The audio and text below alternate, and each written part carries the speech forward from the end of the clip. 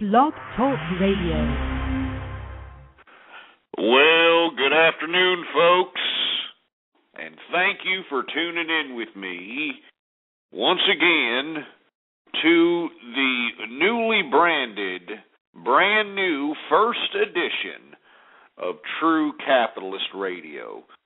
Like I said in last evening, but yesterday's program, that we are going to steer away from any kind of conservative politics, any kind of rhetorical nonsense that pretty much goes into one ear and out the other ear in today's America. And if you check back into the archives at the official website of the True Capitalist Radio Show, that's blogtalkradio.com/ghost, you'll see about 4 years. 4 years of dedicated, passionate, emotional broadcast as it pertained to the conservative principles, as it pertained to the conservative ideology. But as one takes a good whiff of America, folks, it just makes me sick. It makes me nauseated. I mean, it makes me feel like I should be going in line and collecting a bowl of soup. I mean, I'm not joking here, folks. I mean, America, as far as the politics is concerned, as far as conservatism, liberalism, any kind of isms out here that are in the game of political interpretation, it's nonsense. I mean, it's utterly nonsense. So at this point in time, folks, at this point in time, this way, all right?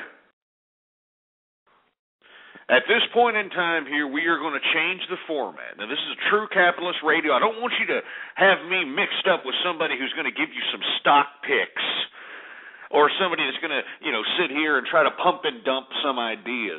Absolutely not.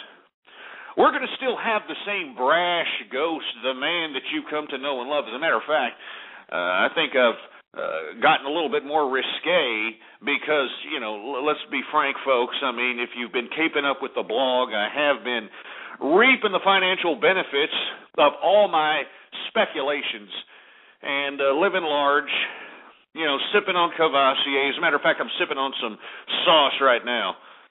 I'm sipping on some Cavassier right now. Let me sip on it. Very good. But anyway, folks, it's going to be the same man here. We're going to talk about current events. We're going to talk about what is in the interests of general America, general world interests. But for the most part, folks, I would like to gear everybody's mental energies. Everybody who's an avid listener of this podcast, whether live or in the archive, I would like to gear them towards a more capitalist perspective. I would like to suggest to them that we should no longer be, conducting ourselves in any more political games any longer, because as we can see, folks, the politics it's garbage. I mean, it's utter nonsense. I mean, both sides of the aisle politicize issues that shouldn't even be politicized, from terrorism to acts of terrorism to... I mean, I don't even have to tell you. If you've been living in today's America, you know exactly what I'm talking about. So at this point in time, folks, this is why this is a new edition, a brand new first edition of the True Capitalist Radio. Now, I know I'm going to probably lose a lot of listeners that like to hear me talk nonsense about liberals. And let me tell you, I'm still no fan of liberals, all right? I don't like liberals. All right? I don't like these bleeding hearts who want to sit here and tax me so that they can somehow spread the wealth as they see fit, as some all-seeing, powerful bureaucrat. I don't agree with that. Still don't agree with that. But as far as the conservative principles that I used to embrace, and not only embrace, but amplify on this program and other medias, I'm going to go ahead and take a step back. I'm going to take a step back from all that rhetoric because there's no need to continue to play this nonsense political game. I mean, all one has to do is investigate themselves, whether looking at the boob tube mainstream media and taking a good whiff at how ridiculous this political game is, or go do your own search on the research on the internet. Excuse me. It's nonsense. And once again, folks, I challenge you, go to my website, blogtalkradio.com/ghost, and just take a look at 4 years, all right? I don't mean to get obnoxious here, but 4 years of dedication in an attempt to relay some sort of political substance out there to anybody who is listening. I'm talking about passionate broadcast, folks. They're going to be there to stay. Time-dated and stamped. Political prognostications that fell on deaf ears. And all it did was get me a bit of a high blood pressure problem, heart conditions, all this other nonsense that I really didn't need. So, all that aside, I feel as though that we need to go in another direction as this show is concerned, and I know that there's going to be a lot of people that are going to be pissing and moaning. They're going to be pissing and moaning because I'm not, I don't know, I'm talking about liberals. But inevitably, folks, we're going to be talking about a whole barrage of different ideas. But the focal point is getting people into becoming capitalists. Capitalists. When everybody hears that word, I mean, even American people, the average American schmuck in today's world, whenever they hear the word capitalist, they think of some disgusting, slick-back-haired shyster, you know, who's flipping a nickel, you know, and kicking back with some kind of pinstripe suit, trying to mooch you for the last dollar that you're worth. I mean, I think that's just a disgraceful display of how suggested ideas via the media have somehow skewed the interpretation of what a true capitalist is. And what is a true capitalist? Well, a true capitalist is somebody who understands that the way we exchange goods and services, the idea of being able to network through our developments of services, products, whatever the case might be, connections, those things can be capitalized on as opposed to being some kind of collective idea of just, you know, doing it because of the good of the people. I am going to work 12 hours a day because I am going to do it for the good of the people. And for all you folks that know, that's communist collective ideology, and that's something that I am never going to embrace, nor should anybody who's out there listening to my broadcast embrace. But a capitalist understands that, you want to get what you put in. I mean, it's as simple as that. I mean, if you're one who understands certain trends, if you're one who understands certain markets, if you're one who understands something that can be capitalized on. Now, of course, like with every interpretation, every idea, we're going to have bad apples. We're going to have people that become greedy. We're going to have disgusting scoundrels that are going to, be poster children for the left and for those that are against capitalism that are going to be used to justify why capitalism shouldn't even be in existence. But inevitably, what makes capitalism work is the fact that we have a system, whether it's in America or any political system in the international community, that has the ability to implement a rule of law.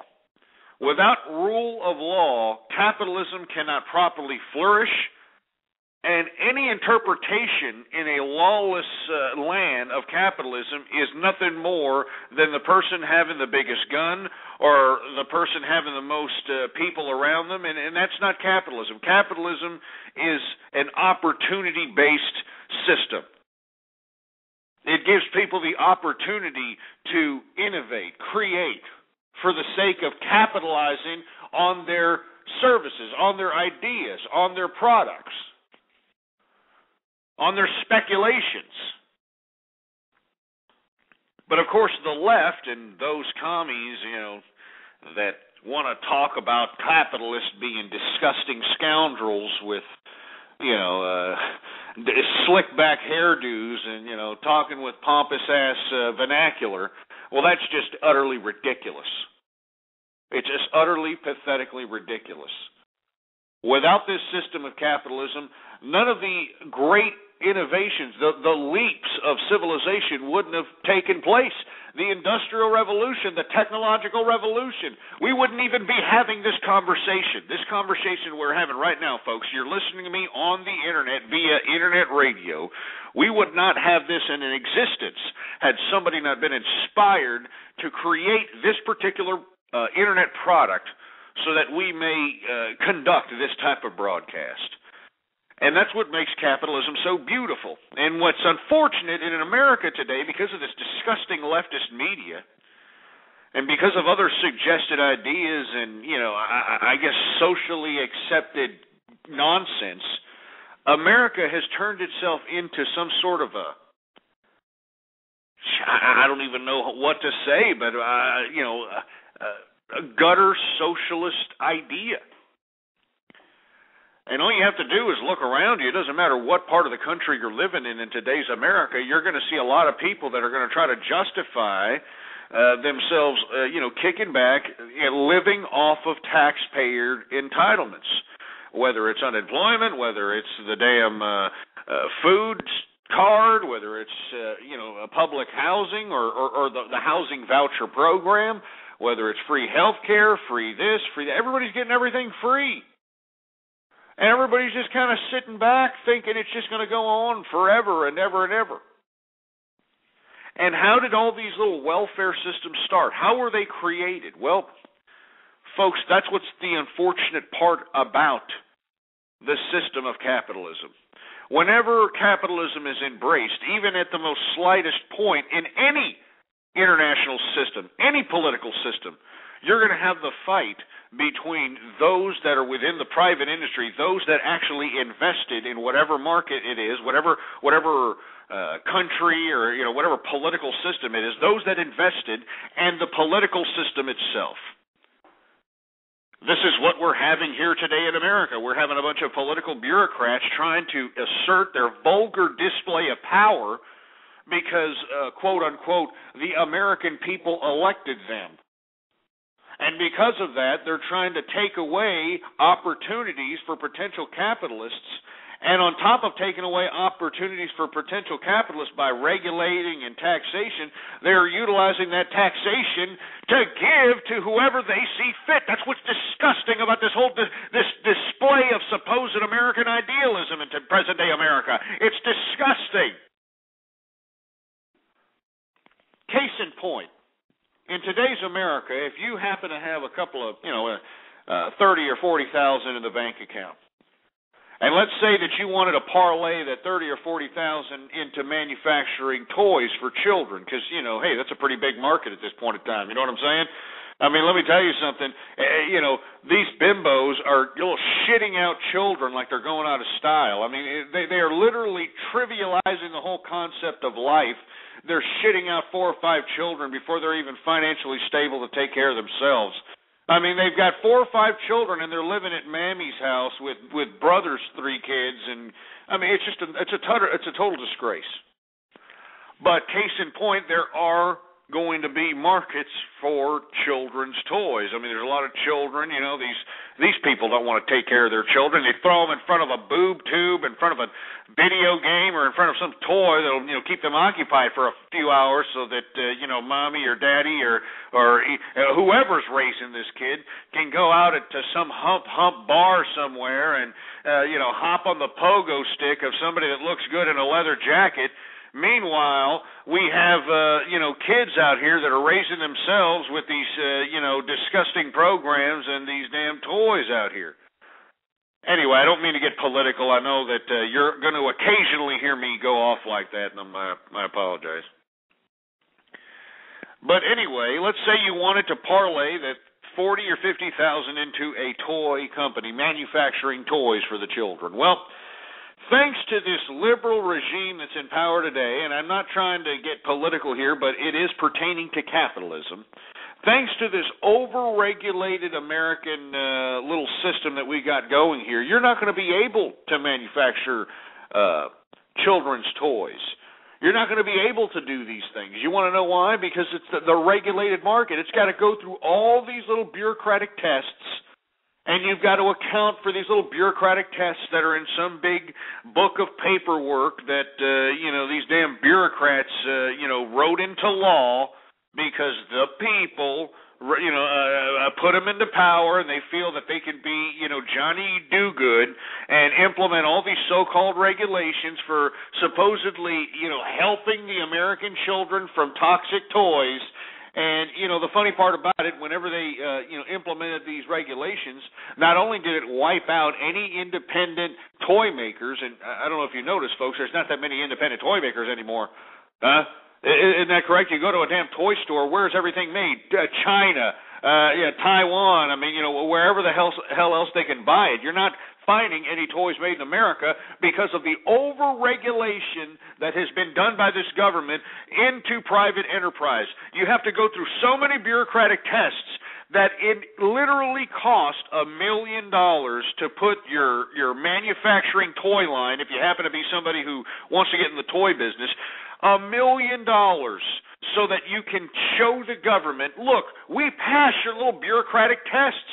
We passed your little, book of bureaucratic nonsense. And who has the money?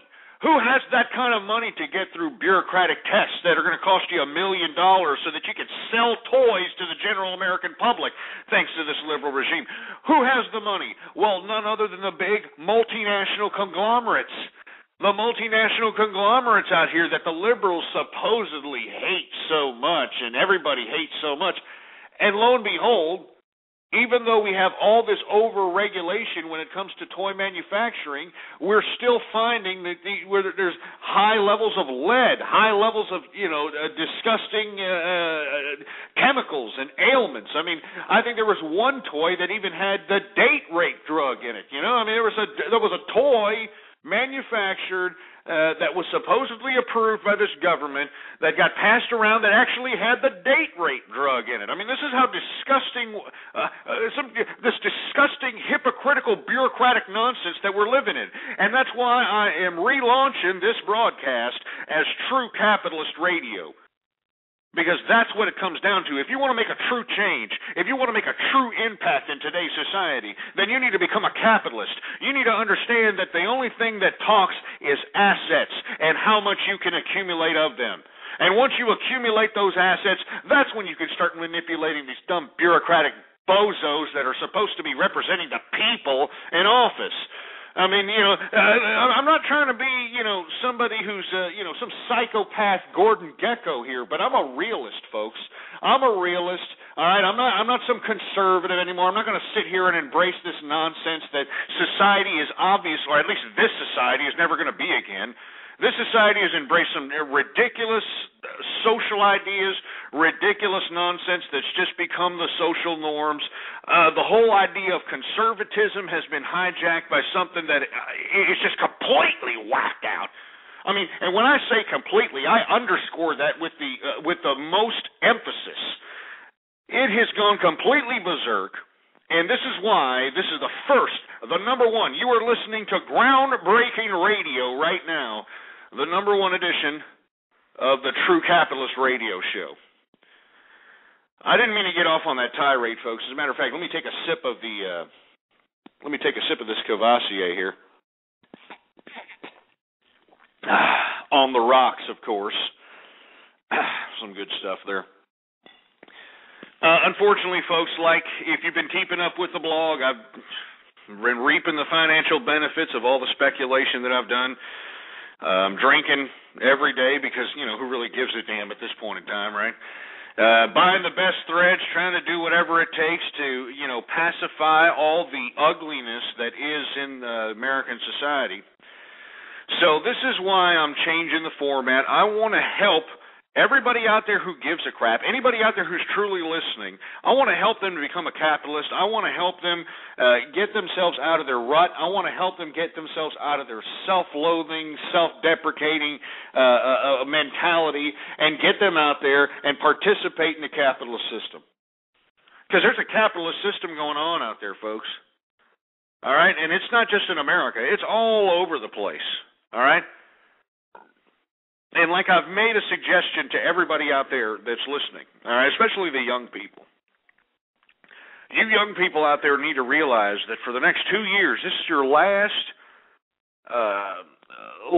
time frame, last amount of time frame for you to gather up some capital and to be able to, you know, and I hate to say this about my own country, but I think you need to get the hell out of here. I think that everybody out there that's listening, that's smart, that wants to, you know, live in civil society where, you know, people aren't, you know, savagely butchering each other because of ridiculous rhetoric or because, oh, man, you got 2 bags, baby. You got 2 bags. I ain't got no bags. That ain't fair, baby. That kind of mentality. And let me tell you something. That type of mentality is going around rampant all over this disgusting, despicable America. And I hate to say this about my country, but I think that people need to start looking into emerging markets.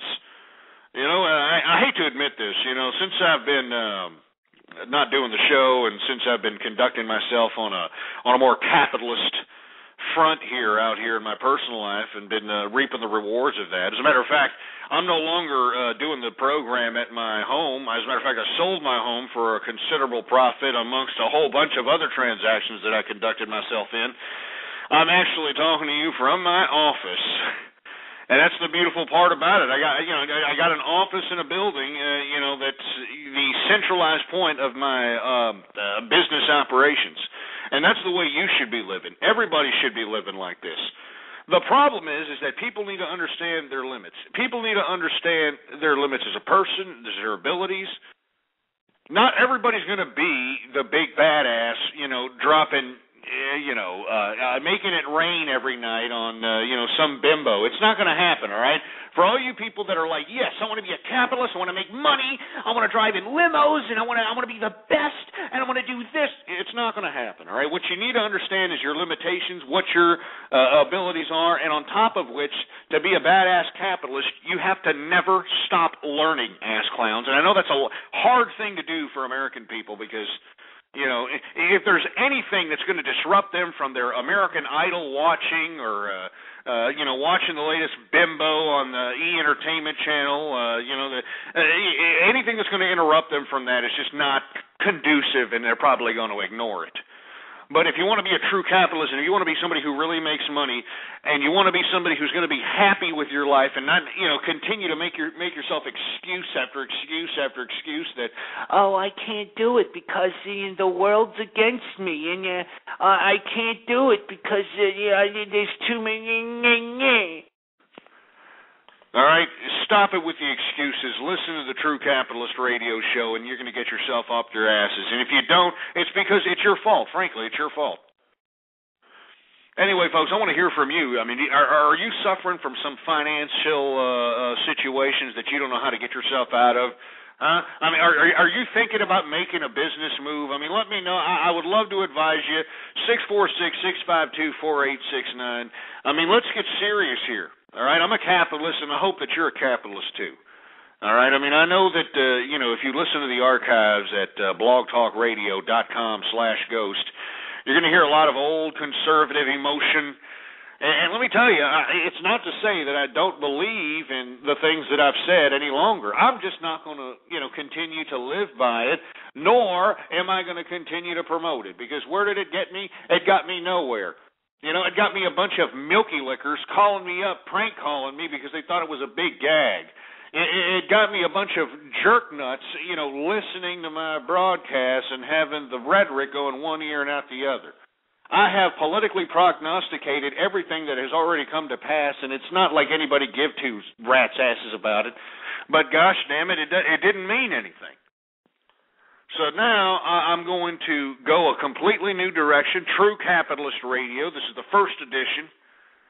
And I hope that you're appreciating, and I know that I may lose a lot of listeners because I'm not talking about liberals, and I'm not talking all this stupid rhetoric that Rush Limbaugh, has a circle jerk around every morning. But the bottom line is, folks, is that we need to become capitalists, and we need to start, thinking about our own well-being. Let's stop worrying about, look at those people, they're suffering, and these people are suffering. Look, if you're living in America, there should be no reason anybody's suffering. You know who is suffering right now in America? The middle class. You want to know why they're suffering? Because these are the people that are actually maintaining the meat of all the taxes collected. And as a result of all this, they're dwindling. They're being squeezed. And on top of being squeezed, they're shrinking because of the lack of economic opportunities, the taxations, not only on a federal level, but on a state level, depending on your state. I mean, speaking of state taxes, did you hear what's happening in Illinois, for heaven's sake? Oh, geez. Talking about a story here. Straight off of, ridiculous leftist hell. The state of Illinois is about to become a failed state. They just bamboozled the people down there, the citizens of Illinois, throwing in some late-night amendment to up the taxation, up the personal income tax. And believe me, states, depending on your state, they actually do garner some of your income tax money. So out here in Texas, there's nothing like that. So thank God. But I know this is not uncommon for the state to be garnishing wages for personal income, state personal income tax. But they just upped it 66%, or whatever the hell it is, 66%. So that they can pay off this $90 billion debt, or whatever the hell they've incurred, because of all the unions and pensions and entitlements. And I don't even know where to start. But this is the kind of nonsense I'm talking about here in America, folks. I mean, you need to start worrying about your personal well-being. Just imagine those poor folks in Illinois who don't even know what hit them. I mean, the only reason that I know these things is because, I'm a business capitalist. And I frankly urge all of you folks to listen in. And if you want to get the real news, if you want to actually get news from a mainstream media source that means anything, watch business news. Doesn't matter what network you get your business news from, watch the business channels. That's where the real news is. You're not going to get it. You're going to get rhetoric. You're going to get talking head talking points from any little stupid network that you get your news from.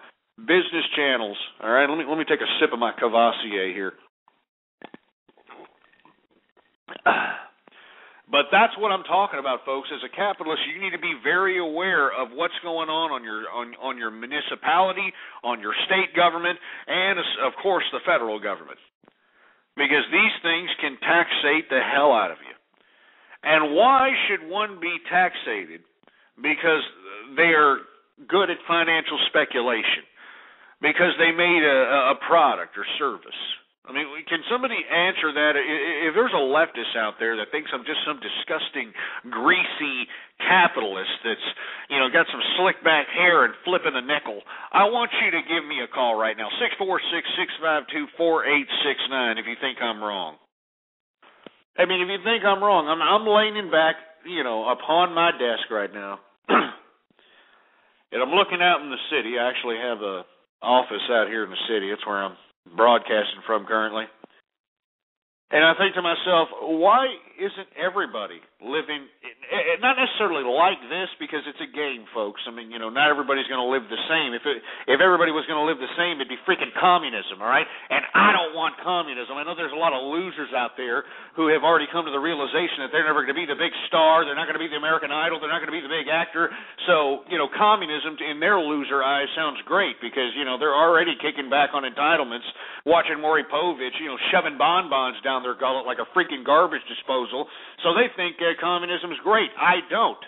All right, I don't want everybody to have the same thing. I think everybody should get what they put in, and that's what capitalism provides, and that's why I'm embracing, and I think everybody out there should embrace the capitalist endeavor. 646-652-4869 is the number to call here. Once again, folks, what we need to understand as capitalists also is not just taxation, but opportunities. Opportunities, and there's a lot of people out there that are, want to become capitalists. They're pissing and moaning. I want to go out there and become a capitalist, but I just don't know what to do. I got my money. I don't know. And what happens after that, folks? Well, they give all their money, their whole freaking life savings, to an asshole like Bernie Madoff. All right, and then they wonder why they get ripped off in the end. I mean, it doesn't make any sense, folks. It just doesn't make any sense. Let me take a sip of the sauce here.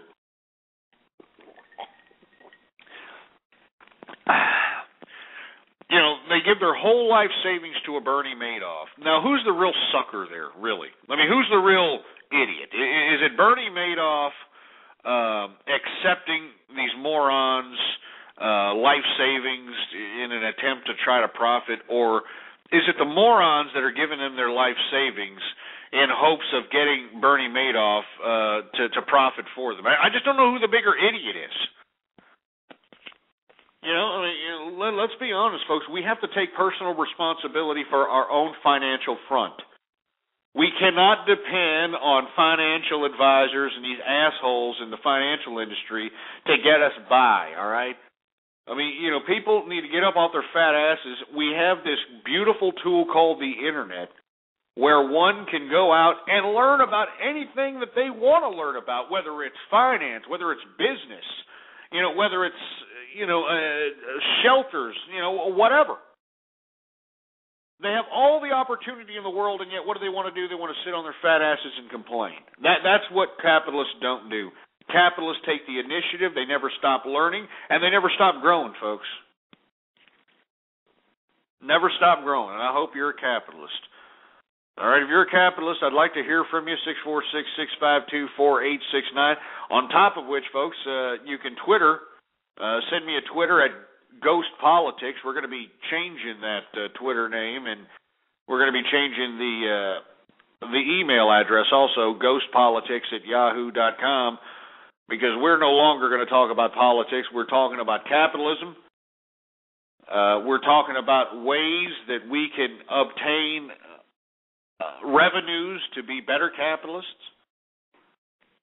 And I also want to help those out there that think that they just can't become one. They think, I don't know what to do. I don't have a good job. I want to hear from you, folks.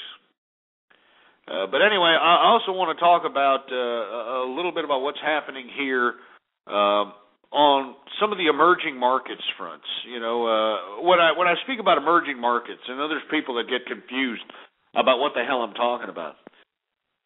I'm talking about those markets that are out there that are budding, that are barely establishing themselves in capitalism, that are, barely establishing a legitimate monetary system and a rule of law that's legitimate to conduct business.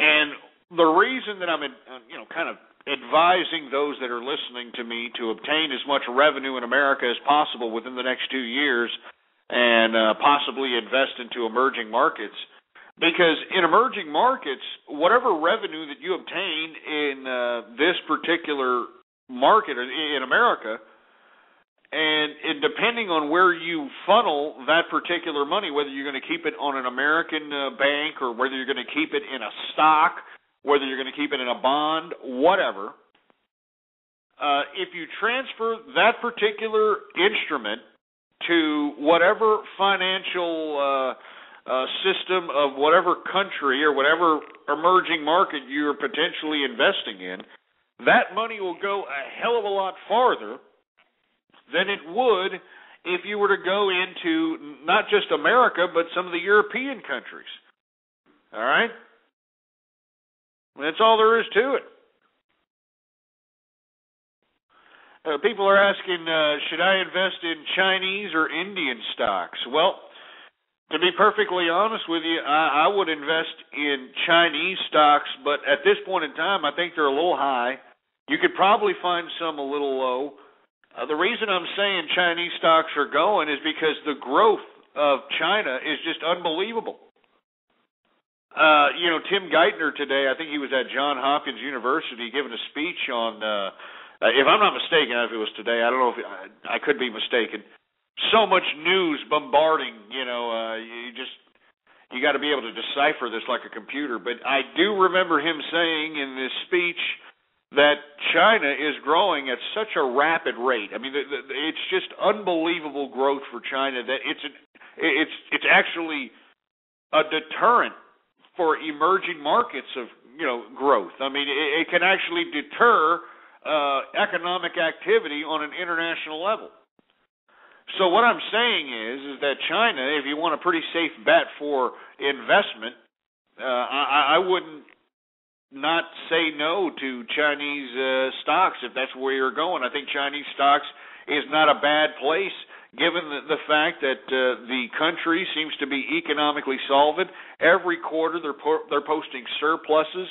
I think China's looking pretty good. India is not a bad market either. It's just the rate of growth that India is growing is nothing compared to China. And you can take a look at how many billionaires are being produced out of both of these countries, and you'll count the amount of billionaires in both countries and realize, wait a minute, China has got the second most billionaires in the world. That'll tell you that there's some definite economic growth, and stocks and other investments that you throw in that particular market are going to be safe. There seems to be a rule of law that seems to going to be around for a while. I mean, whether you agree or disagree with the politics, inevitably they're producing, and when you produce, that's what makes you profitable, and that's what makes you more important in economies or in economics.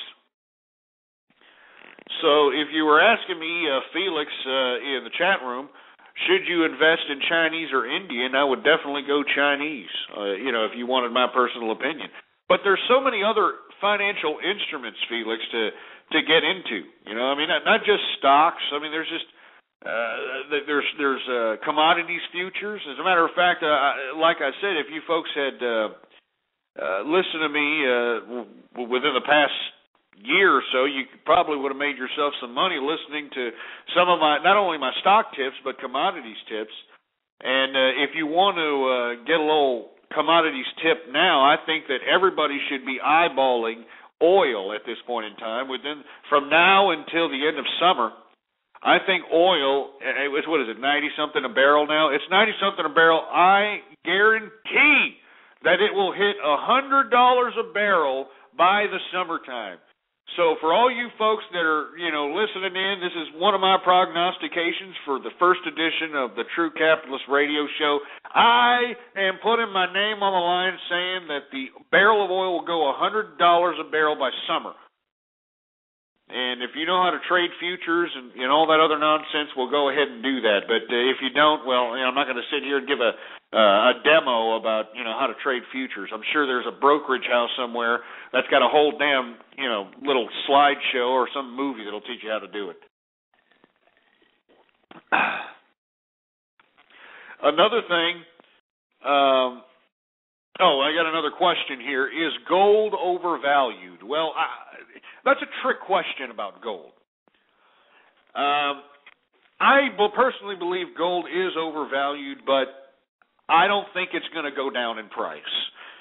Like I've said, even when I was talking as a political, pundit, so to speak, there's a lot of gold pumpers right now. I hate to say that word; it sounds like something triple X or something, but there's a lot of people pumping gold.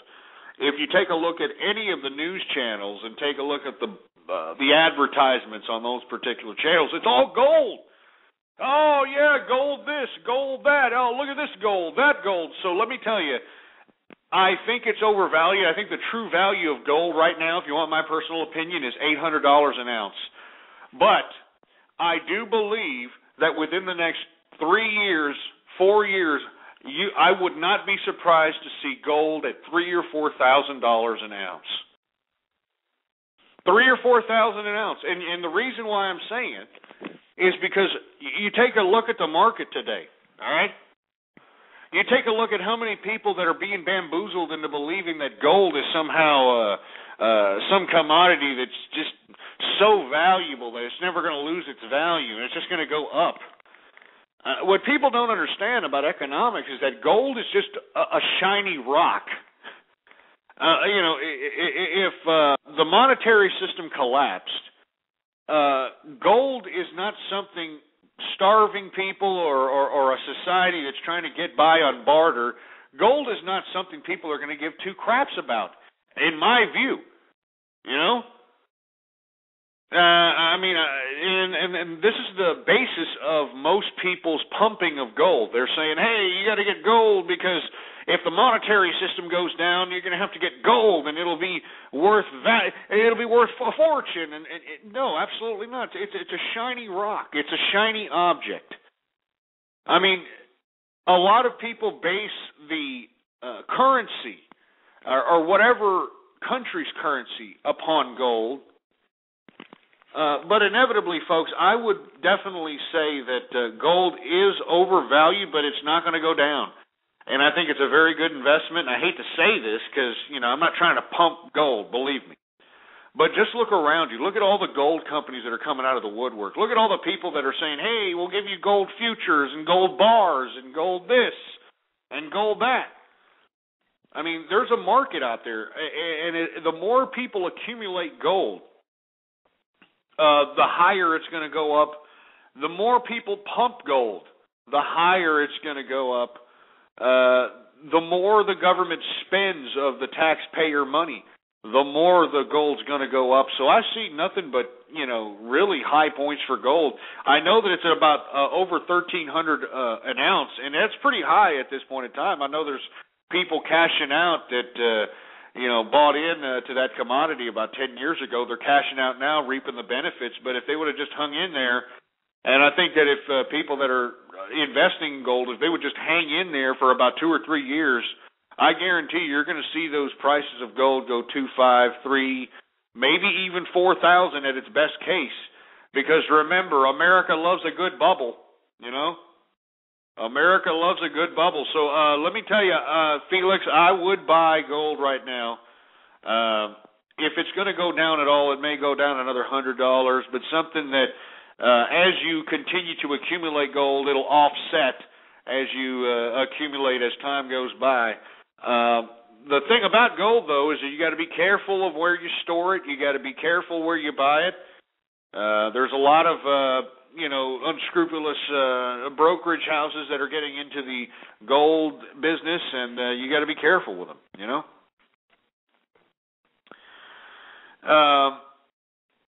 Now, the thing about gold, another thing about gold, is that if you want a commodity that's actually going to get you somewhere, if you're somebody that's actually accumulating physical bars, or if you're one of these people that set up shop and that's actually buying cheap gold, scrap gold off the street, and you actually think that that's going to somehow get you over, if you're one of these hyper fanatical people like this nut job that did this speedway shooting out there in Arizona, if you're one of these people that think that gold is going to somehow become the new money if the monetary system falls, absolutely not. It's going to be commodities. It's going to be things that actually people need. Things that people need to continue going. Maybe something like copper to keep their damn air conditioners going. I mean, something like I don't know, food. How about that? I mean, I'm just saying, people are really hyper sensationalizing the whole idea of gold, but let me tell you, I'm not saying I'm not buying into that bubble. I'm accumulating as much gold as possible. As a matter of fact, as of late, since I've been capitalizing on so much of my financial speculation, I've been buying gold pieces like they're going out of style. I look like a freaking rapper out here. I'm serious. I got, badass gold diamond-encrusted bezel Rolex going on. I got these new threads. I got the hell out of the country. For you folks that used to listen to me on a consistent basis back in the day when I used to broadcast at midnight or, 1 a.m., whatever the hell I used to broadcast, I used to be out there in the damn country in the outskirts of Austin, Texas. I used to be able to scream my head off. No big deal. Well, now we're in a different. We're I'm in a different area. I'm in the city now. Yeah, I bought a couple of condos in a couple of different cities, to be honest with you. And the thing about condo living, I know there's going to be people that are going to be pissing and moaning about the homeowners association fees. But let me tell you, the homeowners association fees is what I love about it. I mean, hey, I don't have to take out my own trash. I got concierge service. I mean, I got it's beautiful. I just love it. I get the best views. Oh, you don't even know about the views, man. But that's neither here nor there. I'm just discussing that everybody out there that wants to become a capitalist can become a capitalist. So Felix in the chat room wanted to know about gold. I think it's a buy. I think it's a buy, but don't put all your eggs in it like these idiots on TV are trying to tell you, oh, put all your damn life savings into gold. Absolutely not. It should definitely be a part of your portfolio. It should definitely be part of your asset base. But I would not go out and put all your eggs in it. I would, diversify. I would definitely put some money in some stocks. I would definitely put some money in some bank accounts and a variety of different bank accounts. Don't put all your money in one bank account. All right? I mean, that's the biggest mistake people do. They think that, I'm going to put all my money in my bank, in my mama's bank. I'm going to put it in my mama's bank. And then they put it in mama's bank, and, then what? Then mama's bank goes out of business, and then you're crap out of luck unless, you're covered FDIC up to $250.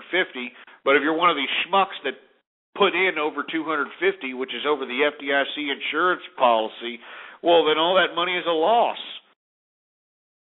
So once again, folks, I mean, read the fine print. Understand what's going on in America today. All right? Don't put all your eggs in one basket. And don't listen to some moron in some financial institution somewhere. Sometimes you got to do what you have to do to make yourself live better. If you're one of these people that thinks that you're going to be able to give all your money to some schmuck and he's going to make you $1 million, it's not going to happen. If you're one of these schmucks that believes the commercials during the golf tournaments and believes that whatever financial institution is going to be able to diversify your portfolio and you're going to be able to actually live on retirement for a living, it's just ludicrous. The only person that's going to make you the best moves, the only people that's going to make you the best money, the only person that has your best interest at hand is you. And if you can't trust yourself, well, then what good are you?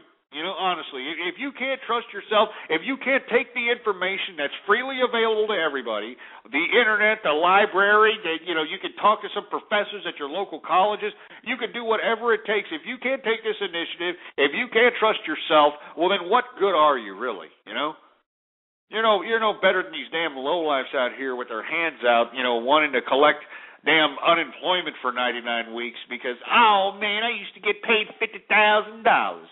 And I ain't accepting nothing less, baby. Give me a break.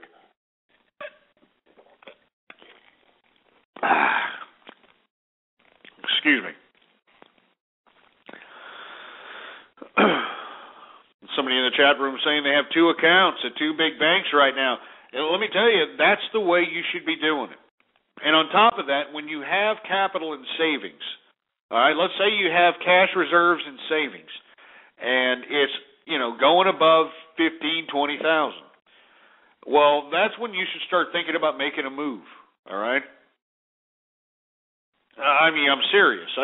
You hear all these people that are rich, right? Oh, I'm rich. I got a house here and I got a house there. These people aren't rich.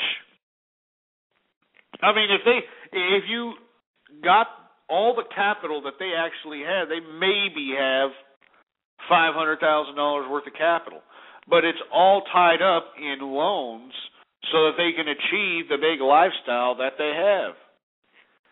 And what do you do with those loans? Well, all you have to do is be able to maintain your financial obligations so that you can be solvent each month and you can live in the lap of luxury. That's what people don't understand. People are too busy out here buying $500 phones and, $3,000 iPads or whatever, $5,000 plasmas and whatever the hell else they're buying out here, these, electronic widgets from China. They're spending their hard-earned money on this nonsense instead of actually working and making their money work for them. All that labor, you're never going to get that energy back. All that energy that you put in, all the energy you put into whatever job you do, all that energy, you don't want whatever you're paid for that energy exertion to just go by the wayside to some stupid electronic widget that was produced on some idiot in an assembly line for 9 cents an hour. Give me a break. What you want to do is you want to be able to take all the capital that you work for and be able to use the financial instruments available so that you can live lavish. Who the hell doesn't want to live lavish, for heaven's sake?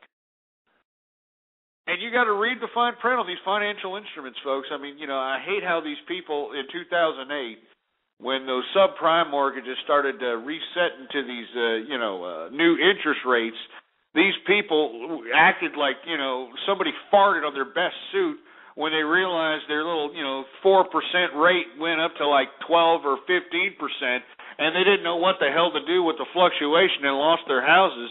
Good God, you got to read what you sign, all right? Let's be honest. I know it's a big pain in the ass.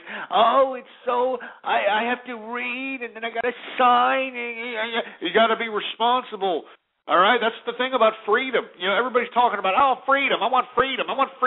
And yet they have the freedom to sign their name on a dotted line on a contract that's, plainly says what's going to happen. And these idiots are like, I didn't know.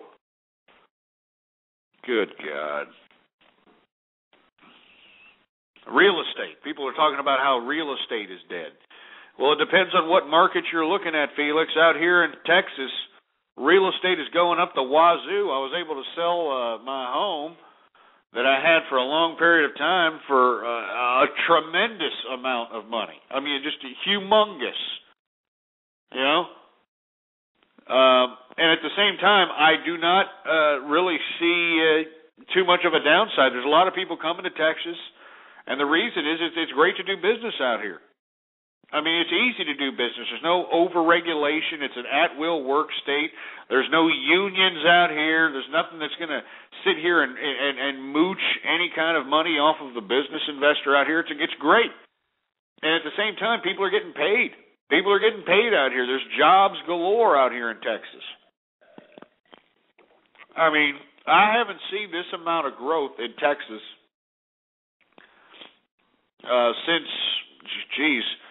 since the 60s or the 70s or something, and that doesn't even compare to the kind of growth that's happening out here now. You should see Austin, Texas.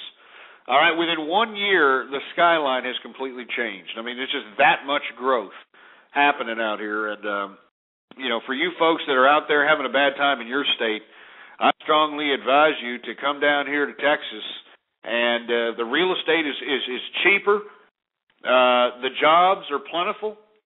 And the economic opportunities, if you want to parlay whatever your hard-earned money is into a business, it's going to be suitable and conducive for you to do so. So I strongly advise everybody. Everybody. Yeah, and, somebody in the chat room says, well, those red states are always the rich states. Well, that's because we're not out here bleeding heart liberals. We're not out here, making dumbass soup kitchens. Funding soup kitchens, for $15 for a bowl of soup, and that's what people don't realize. Oh, look, I work at a soup kitchen. I'm such a liberal. I'm so great. Even though the expenses to run that soup kitchen supersede the whole idea of running a soup kitchen. You take all the cost of the damn real estate and the damn electricity and the water and the food and the staff. It's about $15 a damn bowl of soup, when we've got dollar menus on every freaking corner. You can go to Taco Bell and get a taco for 39 freaking cents. 39-cent tacos at Taco Bell, for heaven's sake. And yet you got these blue states out here, paying $15 a bowl of soup so that they can feed the po in America. It's disgraceful. It's horrible. And that's why you got Illinois over here, in $90 billion in debt. I mean, they're even in worse shape than California, if that's even hard enough to believe. Anybody who's in Illinois, you need to get the hell out of there. Run for your life. I mean, your personal state income tax is going to raise 66%. All right? 66%. Now, don't get me wrong, you're going to be able to write a lot of that off, but even so, you're going to have to pay a state tax of what? After all write-offs and everything, 45%? It's ridiculous. So it's to the state, and that's not even getting to the federal level. So everybody in Illinois, get the hell out of there. All right? And remember, that's Obama country. That's over there where Obama, was a community organizer, and he gathered up the people and demanded entitlements. And now look at it, $90 billion in debt, and they don't know where the hell they're going. Jesus Christ! And for those of you in the bond market, by the way, all right, for those of you all in the bond market, I know that there's a lot of bottom feeders out here trying to eat in on these municipal bonds. Don't do it. All right, and don't do it. If you're going to go into any kind of bond, you should just go into country bonds. Look who's bailing out all these assholes. I mean, I don't want to get into bond talk. I don't really like bonds, really. I think their yields are kind of small. I mean, they're just good enough for a tax shelter if you make some big profit or something.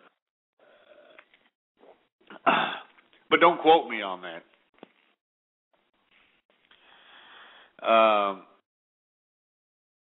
But stock, the thing about it was, for the person in the chat room talking about stocks, the stock market has been great. I think that we're going to see a downturn here with, as we approach maybe springtime. As that downturn happens, I think that you should buy some of the blue chips that are going to, take this downturn.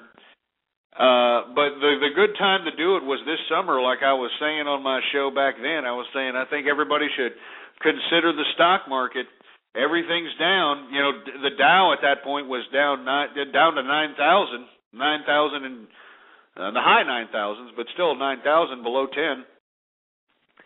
And you could have literally, just thrown darts at the Dow Jones Industrials or the S&P and literally made so much profit, it's disgusting. As a matter of fact, I mean, I've made so much money in the stock market since the summer. That's why I've got my own office here. That's why, if you hear me and it sounds like I'm talking to you from the crapper, I mean, give me a break.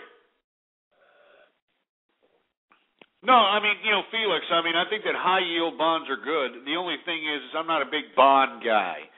I think bonds are good for, maybe some tax shelters, and if you need to, put some profits away so that you can pay the taxes later. I think I think it's a good idea, and I always like to profit. I'm big on profit. I'm a capitalist, for heaven's sake. I like to profit, and I like ventures that are going to give me higher yields of profit in a shorter period of time. I guess you can call me a bull, but I'm not a bull in the sense of being ridiculous and going all in on some ridiculous nonsense. I'm a pretty diversified individual. I've got real estate. I've got stocks. I've got bank accounts. There's so many things that I've got businesses, obviously. There's so many things to invest in, and I just want to help those out there that want to be true capitalists, that don't want to make excuses, that don't want to sit here and say, "Oh, I'm Poe in America," and piss and moan about everything else. I want you all to go out there, make some money, because let me tell you, if you're making money, I'm making money. If I'm making money, everybody's making money. If everybody's making money, then we're having a good goddamn economy. Give me a break. Well, Felix, if you're, if it's a mutual fund high yield, the fund manager should be able to take care or should be able to manipulate the high rising yield percentages to your advantage since you're hooked up into a mutual fund based on bonds. But me personally, once again, I'm not a mutual fund guy. I'm not one who trusts anybody else with my cash. If anybody's going to lose my cash, it's going to be me. You know, that's how I see it. Anyway, folks, we're headed into the second hour of the True Capitalist Radio Show. This is the first edition. The first edition. We're no longer going to talk about all this conservatism. We're not going to talk anymore about this politics, because the political game, it's gone. It's disgusting. It's ridiculous. There's no use. It was a waste of my time. It was a waste of my energy. I mean, just do a YouTube search and just listen to me screaming out there. I mean, I gave myself a damn heart problem trying to get people out there political. But now it's True Capitalist Radio. And now what we're doing is we're trying to get capitalists worldwide to start, not only benefiting themselves, but living a better lifestyle, Because without civility, without social order, without this idea of capitalism, we have nothing. All right, we have nothing. What do you want to be? You want to be some commie, living in the same house as everybody else out here except for the government bureaucrats? You want it to be like Russia back in the day of the Cold War? I mean, the Russian bureaucrats, they would force the damn people of Russia to go and get into bread lines and fight each other over a damn loaf of bread. Meanwhile, the damn communist government of Russia, the communist government of Russia was going into their secret little shops and consuming in Western goods, the same Western goods that they thought were the enemy and the bourgeoisie and all this other nonsense. Is that what we want to live? We want to make the bureaucrats the kings and queens of us? Absolutely not. That's not how I want to live. This is the second hour of True Capitalist Radio. 646-652-4869 is the number to call here. If you need any advice, if you're going to get into some sort of venture, please, by all means, give me a call. Do not go into anything without getting advice and interpreting it and making a judgment call thereafter. I'm here watching here in the chat room. They're talking about how the Russian government is still very corrupt. You're damn right it's corrupt. Because, as I stated in the beginning of this program, the only way capitalism, or a version of capitalism, can be successful is if the rule of law is actually followed and can actually be implemented properly, and the protection of property. And in Russia, because, the government bureaucrats, they technically are no longer communists, but in essence, they're still trying to assert their vulgar display of bureaucratic power, and at the same time, the only capitalist endeavor that's happening in Russia is mob-based. The mafia is running that whole state, and you see, that's what'll screw up capitalism also, is when the underworld, the underworld begins to make more money than the legitimate business world. And that's one thing emerging markets need to understand, is that you need to quash all the illegitimate business that's happening out there, and to be able to protect the property and protect the businesses that are out there conducting legitimate business, that are producing, that are providing products and services. And I wouldn't trust Russia's markets as far as I can throw them. I wouldn't, I wouldn't trust Russia's markets as far as I can throw them. So if anybody's, considering, investing in any kind of Russian markets, I strongly advise against it. Anything Russia. I mean, we really don't know what the hell's going on. The government, it's a whacked out bureaucratic mess. All right? I mean, they're still commies. It's obvious. I mean, look at Putin over here. He's talking about rerunning for prime minister or whatever. Whatever the hell he is. He's always in charge, but he's going to rerun for what Medvedev, whatever that stupid vodka-drinking, cockeyed Russian's name is. He's going to go and rerun again, and lo and behold, Putin is going to be president, And, he's just going to continue this bureaucratic reign of power that is completely non-conducive to anything capitalist or anything economically productive. And that's what's really unfortunate, because I think that the Russians, even though they're kind of dopey looking and, they kind of, drink a little bit too much vodka and they're mouth breathers and all that other nonsense, they have it in their history to get together and actually push forward into a modernization attempt.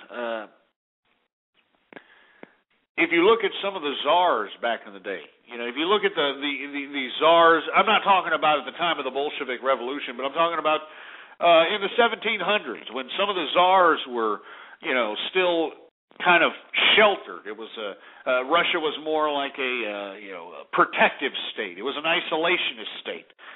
When some of the czars went out and checked out Europe and saw the cosmopolitan lifestyle that Europe had to offer, well, that particular czar actually enacted certain policies at the time to bring in modernity or cosmopolitan lifestyle into Russian way of life. And I honestly think that they have the capability of doing this again. It's just embedded within their society to be led. And if you are a society that has to be led, you have to hope or roll the dice that you're going to have a good leader. And let me tell you, I'm not a big fan of putting faith in humanity. And I don't think they're going to have a good leader anytime soon. And I hate to say that about the Russian people. They're that's why a lot of them, especially the women, they're getting on mail-order bride sites, trying to come over here to America so that they can have some damn economic opportunity. But I don't foresee Russia, converting to a more capitalist, favorable environment. I just don't see it. Anyway, folks, 646-652-4869 is the number to call. Please email me, too. I want to get some advice from the people who listen into the broadcast, whether live or in the archive. When is the best time I should conduct this broadcast? ghostpolitics@yahoo.com is the email address. Ghostpolitics, all one word, no underscores, @yahoo.com. And, of course, that's the Twitter name, too, Ghostpolitics. Let me know, because I'm just kind of teetering around. I'm just, at this point in time, just, launching broadcasts whenever I'm bored here, sitting in the office, trying to conduct business.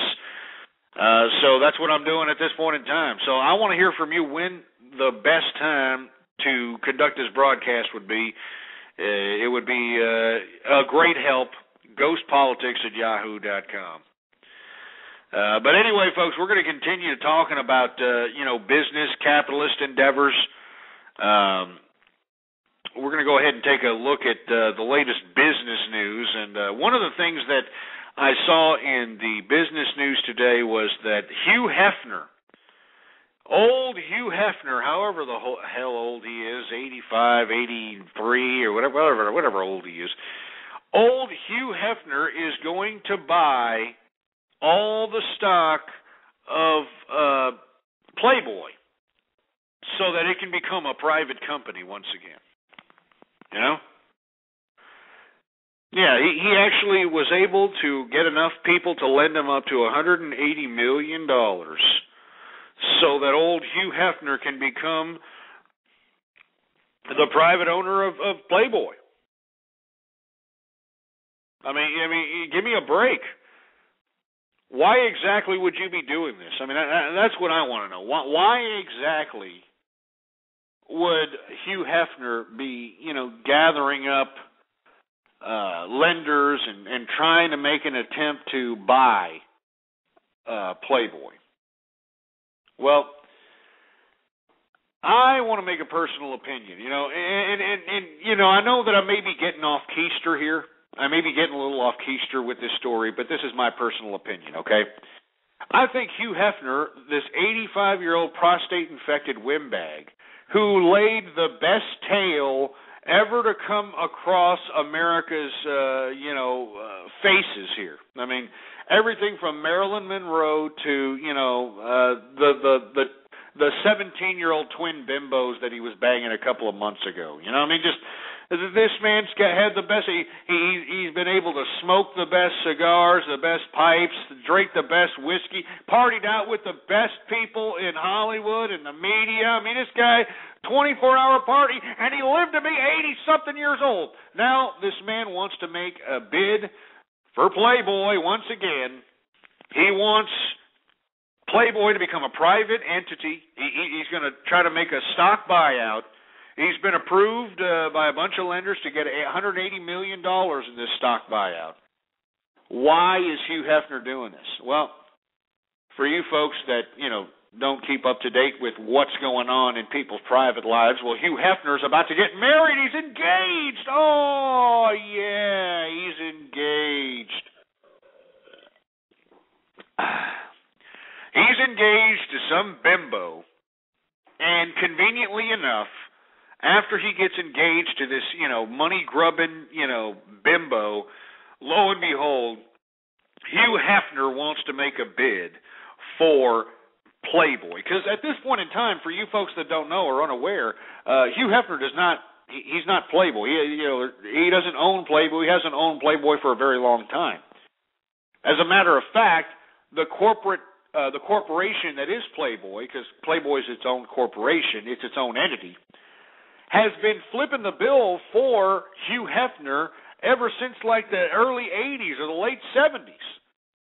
He's been being taken care of at the Playboy Mansion, which is which is a corporate asset. That is not his house, all right? He is not, paying that out of his own pocket, all right? All the staff and all the zoo and all the pools and everything that's in the Playboy Mansion is not Hugh Hefner's, all right? It's being paid for by the company. His whole lifestyle is being paid for by the company. Now, at this point in time, the reason that he can justify these expenses to the board of directors and all these corporate people in position of power out there in Playboy is because he's trying to claim that he himself is the image of Playboy. So, the $300 million a year or whatever the hell it is to maintain his lifestyle is justified because he is Playboy. He's the image of it. Well, I'm sure that isn't bolding over too well. And now he's going to make a vouch for power. He's going to take the $180 million that he was approved by certain lenders, and he is going to buy. He's going to buy Playboy again. I mean, he's going to buy Playboy again. I mean, can you believe this crap? The guy's, he should be, ready to croak at any point. All right, at any point in time. But lo and behold, this guy, thinks he's Mr. Businessman again. He's going to go in and buy it. As a matter of fact, it's a $210 million deal, according to The Guardian,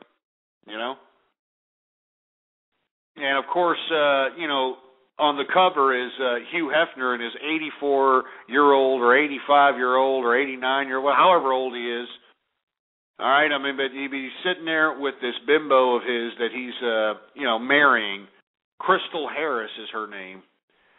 And let me tell you, I would not be surprised if old Crystal Harris is making a suggestion to old Hef, who could be kicking the bucket at any second, that maybe he should make a vouch for his old company. He should make the $210 million deal. All right?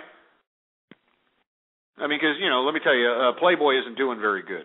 It's not doing very good. As a matter of fact, somebody in the chat room was saying that print media is just about dead. And I would say it is to a certain degree. But it's like with any other medium and any other convergence of technologies. You have to adapt. And hopefully, since Hefner's going to buy this company once again, hopefully he understands that. He's 84 years old, all right, to be exact. I know there's people that are asking me, how old is the old bag? He's 84 years old. Okay, so he's going to buy the entire remaining outstanding shares of stock at $6.15 a share. $6.15 a share. And why is he doing this? I mean, I have no idea. I don't get it. I mean, I just think it's sad that this little bimbo that he's with, whenever this guy croaks, you do realize that this bimbo is going to inherit Playboy. I mean, you do understand this, right? I mean, this man is making. This is what makes me sick. This is what's sad about America, and this is another thing capitalists need to realize. That if you're going to be a capitalist and you're going to make lots of money and you're going to do things that are going to make you prosperous, you better hope that you have a woman that's going to stay by your side and is not going to be some nefarious bimbo that's going to connive you or try to put you in the grave or try to take you for what you're worth, because that is going to set a capitalist back big time. It's going to set a capitalist back big time. You understand? Hold on, let me turn this off here. Sorry, conducting business over here. I got a show going on over there. But seriously, folks, we got to, talk about these sorts of things because, in my personal opinion, I think that Hugh Hefner is making a bad mistake. All right? No, Coffee, you're not. Coffee's saying that the daughter's going to get it. I don't think so. I mean, if his daughter was going to get it, well, she would have gotten together with her father and then taken it over. But I'm looking at the reports here. I don't see his daughter having anything to do with this takeover whatsoever. As a matter of fact, his daughter resigned in January 2009. All right? I don't think that's going to happen. As a matter of fact, unless it's in his will, I don't think it's going to happen. But these old bags, these old bastards, they're all, on their deathbed, they sign over everything to some bimbo they were only with for a couple of years. And lo and behold, some bimbo ends up owning a company that she had no business having. And I just don't understand the logic in an 84-year-old man making, a company buyout. When at this point in time, I don't think he has the energy nor the time to bounce back Playboy to what it used to be. I don't get it. So the logic will tell me that he just got engaged. All of a sudden, he's making a private move for his old company. And what? He croaks and then, this bimbo owns Playboy. And it's a disgrace, man. You got to watch out for that as a capitalist. Now, don't get me wrong. Let's say you're with your first spouse. They were with you before you became anything. They were with you before you became some big capitalist, before you started making money. Well, then you can trust them. But even then, be careful, because they may get tired of you. Maybe you become a pompous asshole when you start making all this money and, they can't stand you anymore. They're going to throw some damn glass in your food, I'm just sorry. I mean, you got to think about these things. I mean, when people don't know how to make money and they see you making money, they ain't going to like you, folks. I know, and this can be even in your own family.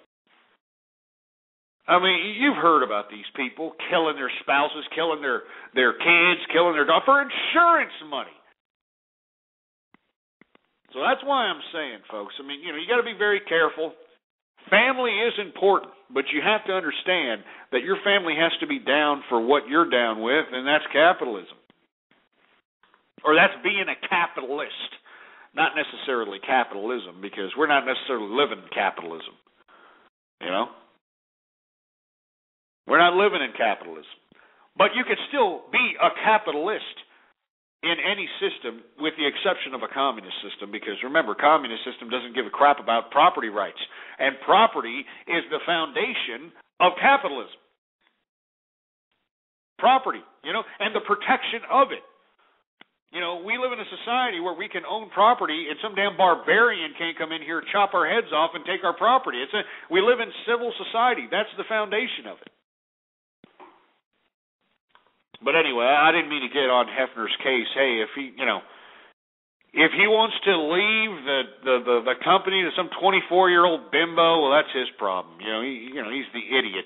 But it just goes to show you, folks, and I hate to say this, but it goes to show you that no matter how much tail you have, no matter how many broads you bang, it doesn't really matter, does it? In the end, you're still going to do the same doofus garbage that every one of these men do, like Burt Reynolds with Lonnie Anderson, like Tiger Woods with that blonde bimbo. You're gonna get married, you're gonna realize that it's not all there, and you're gonna screw up everything you ever built, and it just makes no sense whatsoever. It makes me sick. It makes me sick to my stomach. These guys worked their whole lives to get this, a great empire going on, and then they're going to screw it up, and then when they die, they're going to leave it to some bimbo who's not even going to appreciate it, whose only, sole purpose of her getting it is so she can be a complete bitch to everybody in the company and say, oh, yeah, look at me. I was the last thing that hopped on Hugh Hefner's little limp penis, so I was left the company. Oh, yeah, shut your stupid mouth, you stupid bimbo. Anyway, I better calm down here. I'm sorry, I shouldn't get that upset about things, but seriously, folks, Hefner making a $200 million attempt at, or not attempt, he's buying the company at $6.15 a share. It's stupid. It makes no sense. He's 84 years old. This guy could die at any time. You think this guy lived a great lifestyle? You think that he, ate right and, ate vegetables? Hell no. He sipped on the greatest champagnes and the greatest spirits and ate T-bone steaks and pot roast and... I just don't get it. I just don't get it, man. Anyway, sorry. Talking about emerging markets or other foreign markets out here, folks, not to get off keister here, but Germany is actually growing at a faster rate, of course not at the rate of China, but it's growing at a faster rate, its fastest rate since the reunification of East and West Germany, folks. And to be frank with you, I think that it's Germany itself that's keeping the European Union alive. And why exactly is Germany keeping the European Union alive? Why are they exactly having economic growth at such a rate? Because they have work ethic. They're proud to work. Look at America. Do you think we got work ethic here in America? We have to subcontract our drive-through speaker customer service. I'm not joking. I don't know if you folks have heard this. When you go through a drive-through, now you're not talking to some schmuck in the drive-through or in the restaurant. You're actually talking to some idiot in some damn call center somewhere, and they're actually taking your order. That's how stupid the work ethic here is in America. But the work ethic in Germany is just unbelievable. They take pride in their work. Because they're Germans. I am German. And I take pride in my work. Not the hat, I have a Heineken. But anyway, the reason I bring that up, folks, is because, America is not top dog anymore. We're not a great economy, all right? I do understand that we created this game. We're the bastions of capitalism. We were the bastions of capitalism. Now we're the bastards. We're the freaking bastards of capitalism. Look at these people out here. I just challenge you, go to a shopping mall, go to some place where there's a lot of people congregated, take a look at the sour scowls on these disgusting pussies of these people. It's a disgrace. There's so many opportunities for everybody out here, and who's taking those opportunities? The people coming in here to this country from foreign lands. That's why when you go and pump your gas, it's some foreigner taking your money. That's why when you go into an independent restaurant, it's a foreigner managing the damn place, because they're coming into this country and taking the opportunities that are available for everyone. But nobody's taking them. Instead, they're taking handouts, 99-week extensions for unemployment, housing voucher programs, food cards.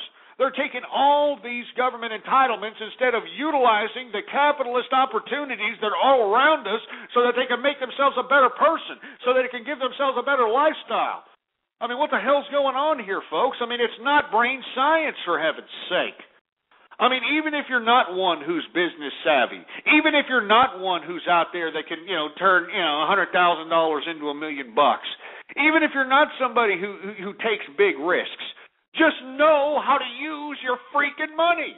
I mean, let's say you're one of these guys that busts your ass and works overtime 80, 90 hours a week.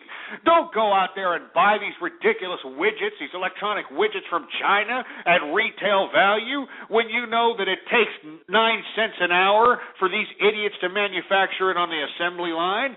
I mean, don't go out there and eat up all these ridiculous nonsense advertisements and making you believe that you got to get products that you don't even need. I mean, give me a break. I mean, this is what I'm talking about, folks. There's the reason that you're seeing foreigners take your money at these small business locations, at gas stations, at restaurants, at everywhere is because they are the ones reaping the rewards. They're the ones obtaining capital, saving their money, getting loans, and putting their opportunities in the right places that'll achieve them revenue-generating opportunities. And that's why you're seeing them, folks. And you see, they're there for you, too. They're there for you, too. They're there for you, too. I don't understand how come American people, individuals who have ancestry in this country, ancestry that traces back to wars, world wars, civil wars, revolutionary wars, aren't taking the opportunities, the capitalist opportunities, that are there for everybody. I just don't get it. They're there for everybody, and yet we've got foreign people now. And let me tell you, I have nothing against foreigners anymore. I know that back in my previous conservative days, I was all the immigrants and all this and all that. But you know what? I'm starting to believe that the immigrants are caring more about the American experiment. They're caring more about American rights. They're caring more about the American Constitution than actual American people. I mean, I talked to these foreigners. I mean, I had a home inspector. I'm buying properties out here since I sold I've actually sold a couple of properties. I don't want to get into my personal life, but I actually had a home inspector inspect my home. I believe he said he was a Polish immigrant. He was actually raised in communist Poland.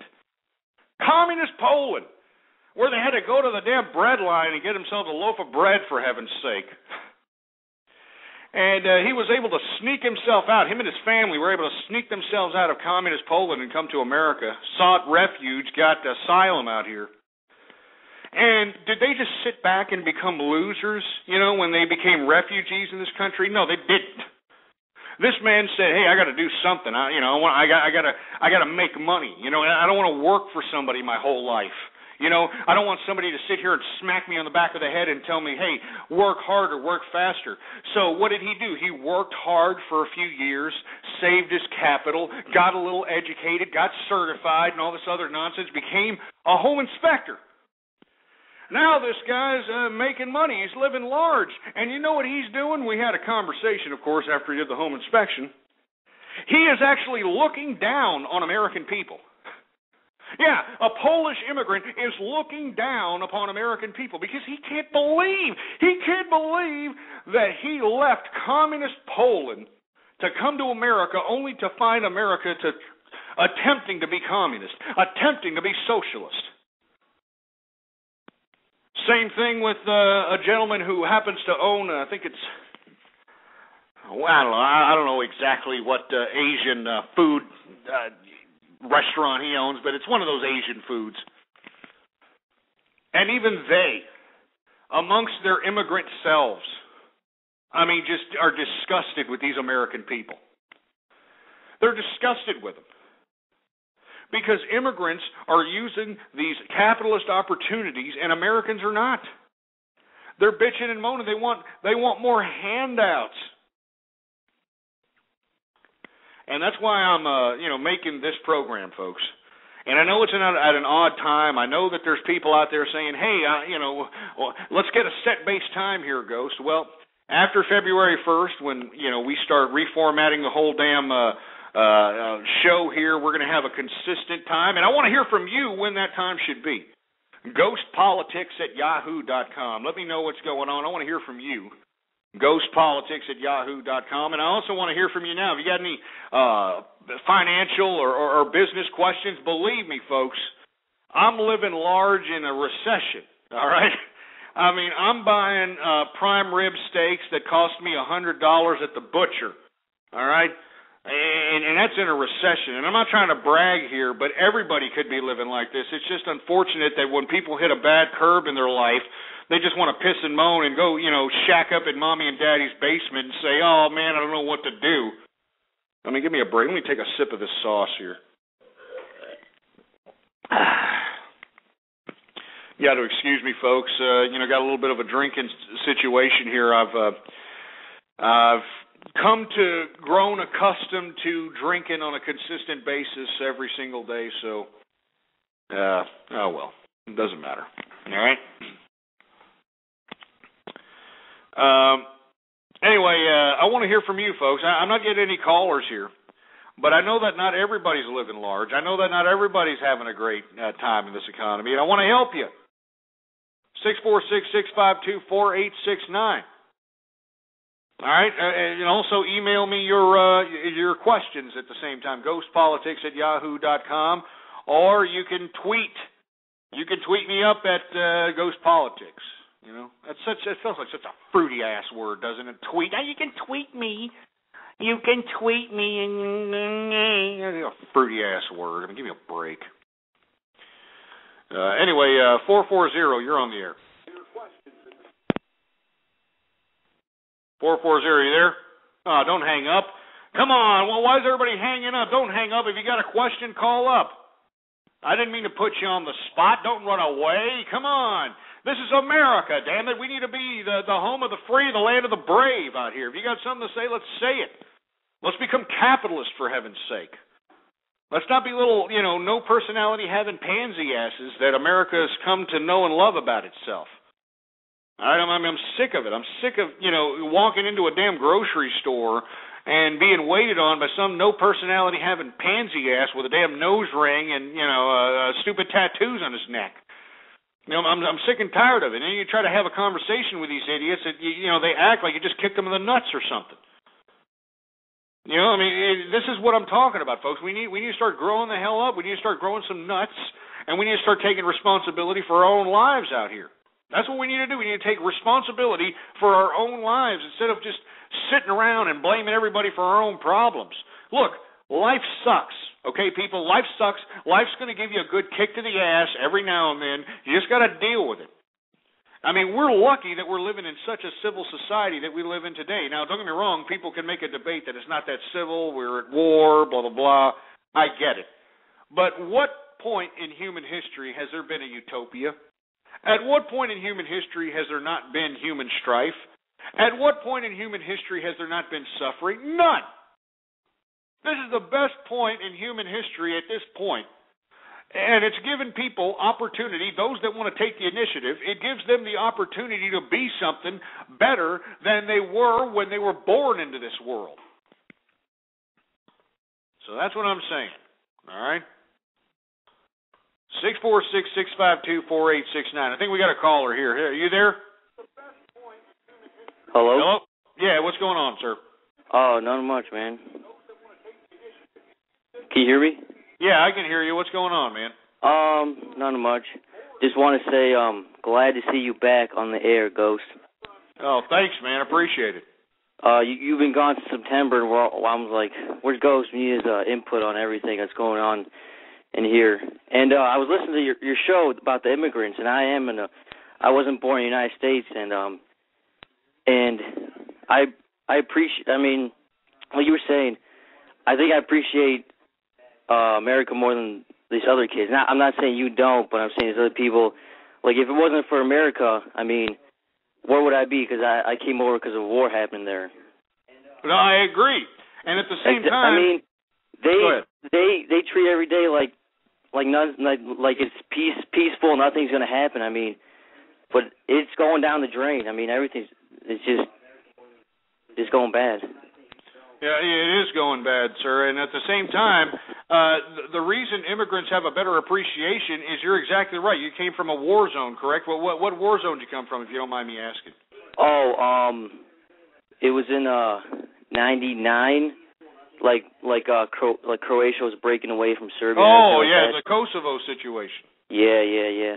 Oh, yeah, well, that's exactly what I'm talking about. That was a very serious situation. People were actually getting ethnically cleansed, for a lack of a better term. I mean, these Serbs were going in and, killing people by the thousands, from what I understand. And you see, American people, they're not witness to anything like that. I mean, that's why when, they see a shooting on TV of a congresswoman, it's like, oh, my God, what's happening to the world? And I don't know what's happening. The world has been in chaos all around us for a long period of time, and it's a shame that we've become such egotistical, pompous assholes.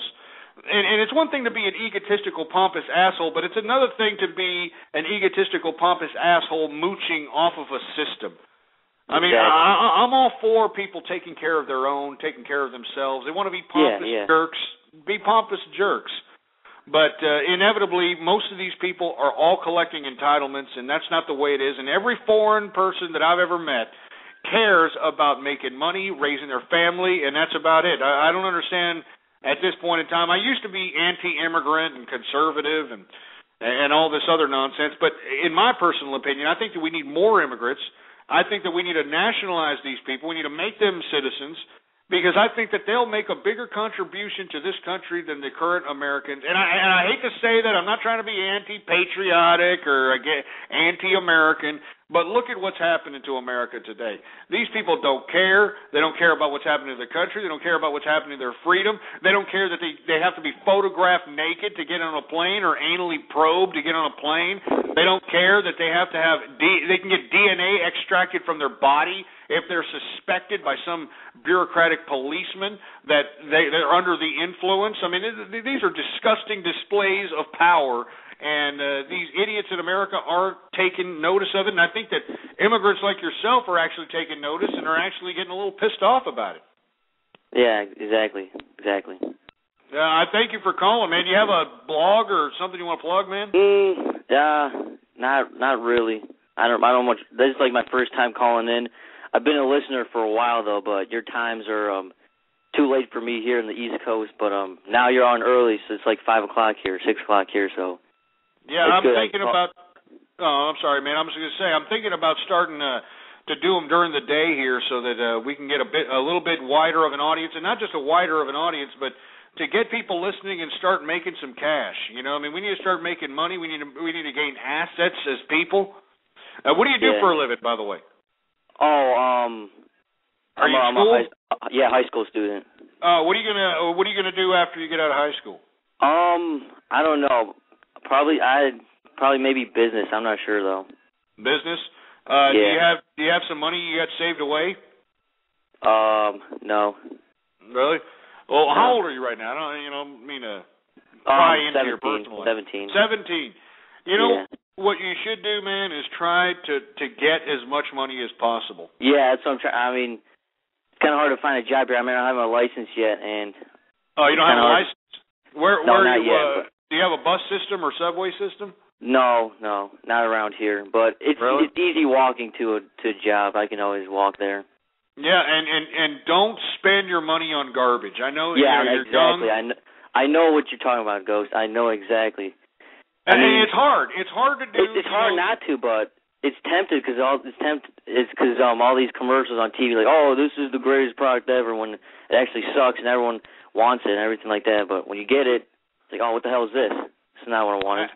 Absolutely. And once again, I want to thank you for calling, man. I mean, it's a real inspirational call there. But do not get tempted. All right, young man, do not get tempted by going out and blowing money on ridiculous nonsense.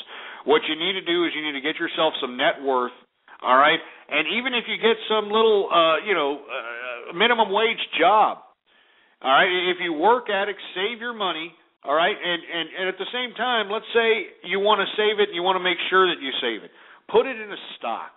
All right, let's say you don't even want to put it in the bank. Put it in a stock. Put it in a blue-chip stock that you know isn't going anywhere. Some multinational corporation.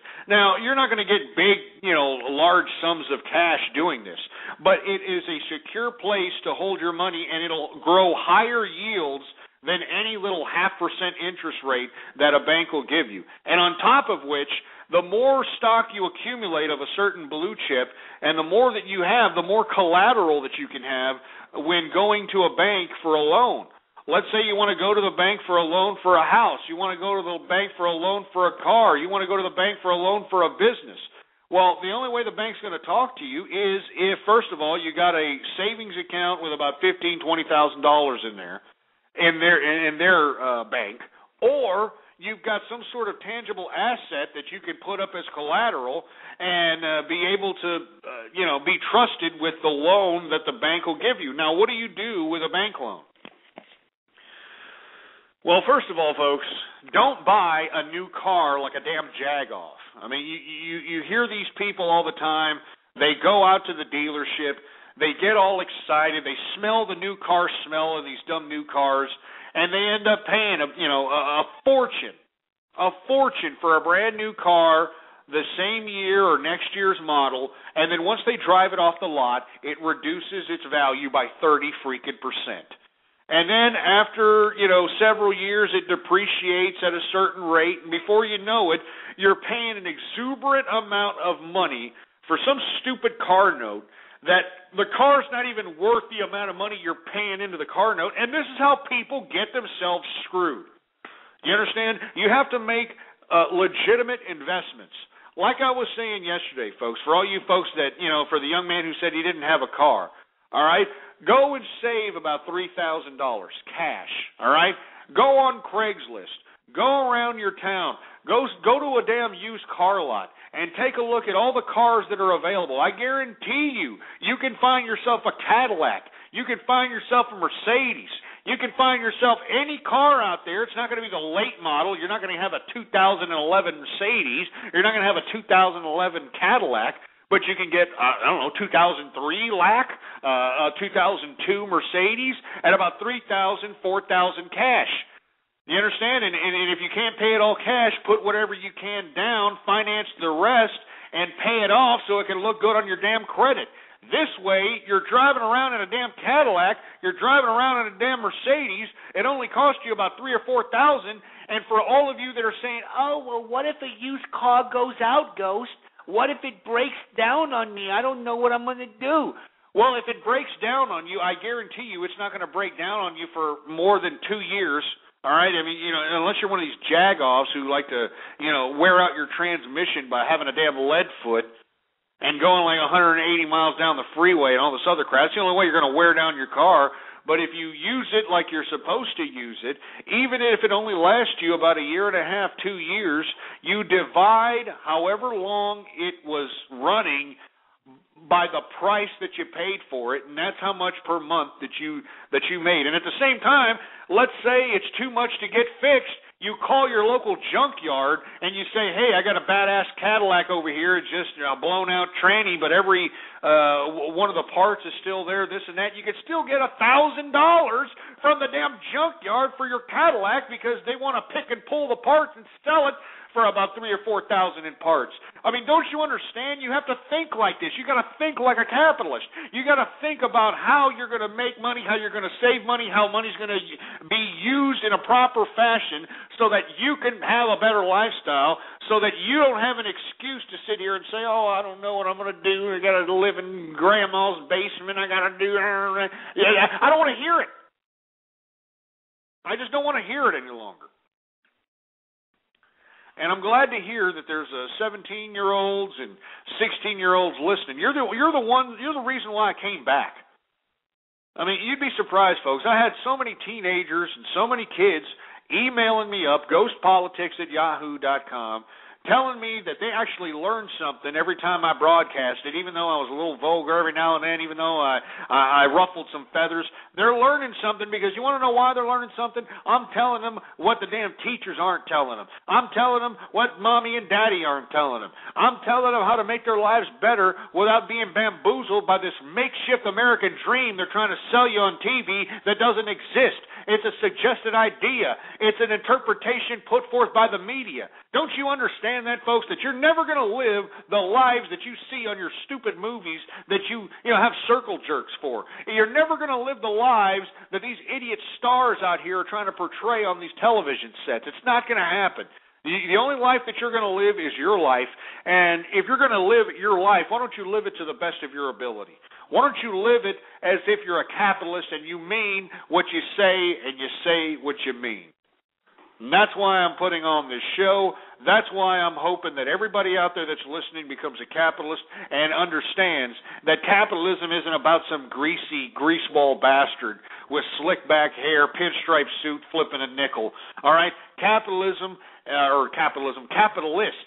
are what makes the world go round. They're the ones who invest. They're the ones who inspire creativity. They're the ones who inspire innovation. And for anybody to sit here and make a debate against the capitalists is just a disgusting disgrace to humanity. All right? Now, anybody who makes a debate against capitalism are those that want to remain stagnant and those that want to become lifelong bureaucrats. Those are the only people that are going to talk against capitalists.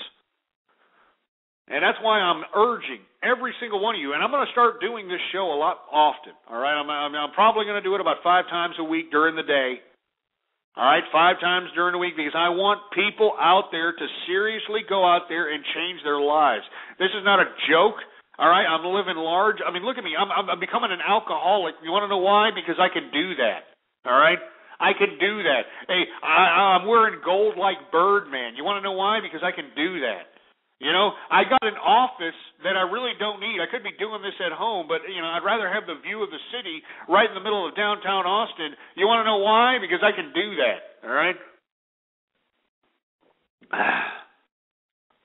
And you can do that, too. That's the thing about it. You can do that, too. I'm not trying to be some pompous asshole like, hey, look at me, you know, my schlong head is bigger than yours. No, I'm not saying that.